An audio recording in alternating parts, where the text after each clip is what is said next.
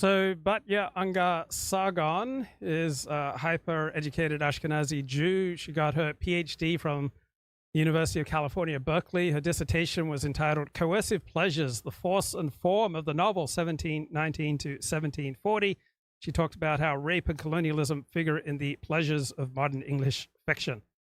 And she's a lovely, empathic person. I remember sometime around 2017, I posted on Twitter some critical comments that I'd received from a friend, and these were critical comments about Batya Angar Sargon, who was then the opinion editor of The Forward, the Jewish daily out of New York. And she responded by sliding into my DMs and talking to me about chronic fatigue syndrome. And I've struggled with chronic fatigue since about age 22 until age 55. And not many people showed much empathy with my struggles, but she displayed considerable empathy. She has lovely manners, right? She's empathic.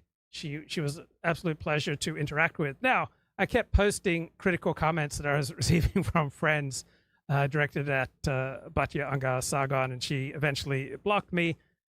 I can understand why, because when you form even some sort of a connection with somebody, as we did over DMs, we were both quite honest, it feels like a betrayal when the person keeps criticizing you. So I understand why she blocked me.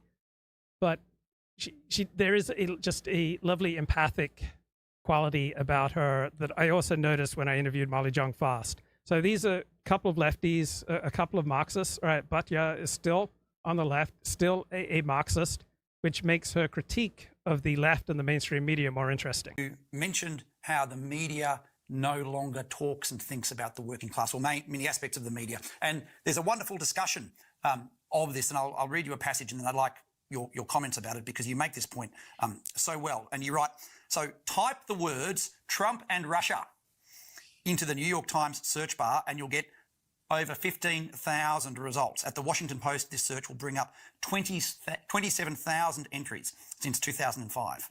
And then you say, compare this to the phrase opioid crisis over the same period, which returns just 1,047 results at the Times and 2,639 results at the Washington Post. And you go on, homelessness